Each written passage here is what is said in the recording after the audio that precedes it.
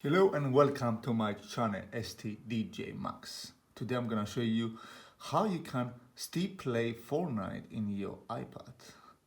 As you may know, due to recent development between the game companies, you cannot download Fortnite in your iPad. If you go to the Apple Store and you type Fortnite, you will see you cannot download the game because the Apple Store has banned the Fortnite. However, you can still download your iPad, and I will show you now if you have download at least once.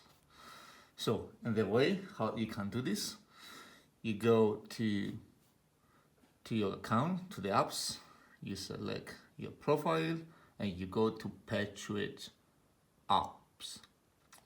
And there, when you see the list of your apps you have downloaded in the past, you can type Fortnite. You have to select not on this iPad, and now write Fortnite. And you see is here. And you press download. And this is a way how to download Fortnite in your iPad if you have purchased it at least once. I hope you found this video useful and you can be able and download again Fortnite and play with your iPad.